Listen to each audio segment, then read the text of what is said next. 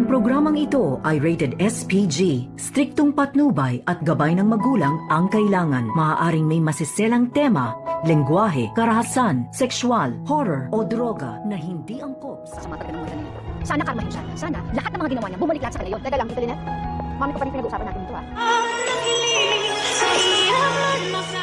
Narito na nga ang ating pakabangan ngayong Sabado sa Abot Kamay na Pangarap.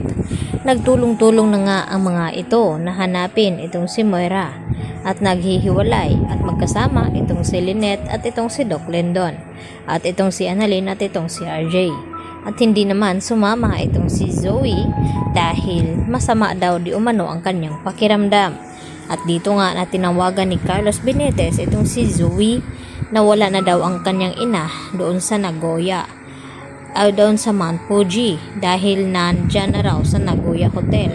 At dito naman na kinakabahan itong si Zoe dahil nandun din sila sa Nagoya Hotel kung saan ay nag-check-in sila doon. At dito nga na sinabi ni Carlos na hintayin na lamang ang tawag ni Moira.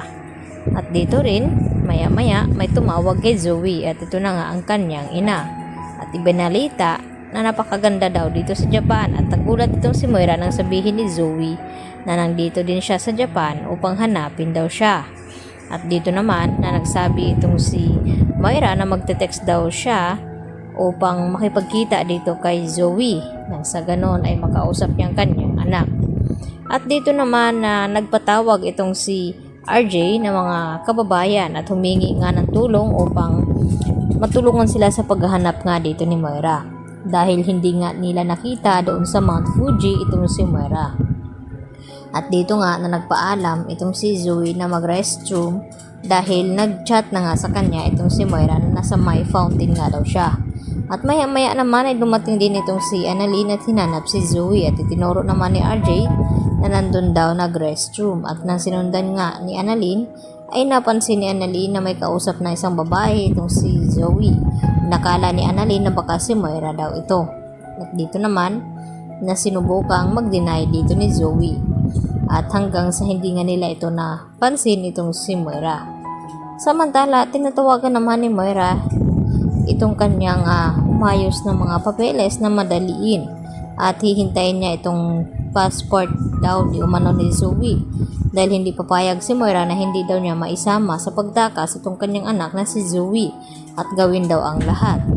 Subalit nagpupumilit naman itong si Zoe na hindi talaga sasama kay Moira dahil hindi niya kayang iwanan ang buhay niya doon sa Pilipinas at ang kanyang trabaho bilang doktor.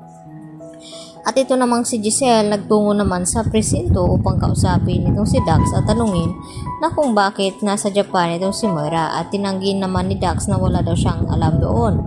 At ang natuklasan nga dito ni Giselle na inamin dito ni Dax na itong si Moira ang nag-utos dito kay Dax na pasukin nga itong bahay ni Doc Carlos at saktan itong si Lynette at nagulat itong si Giselle sa kanyang nalaman at pumunta siya ng Eastridge upang kausapin itong si Chang Susan at Diosa na alam danon niya na si Moira din pala ang nag-utos na looban ang bahay ni Carlos.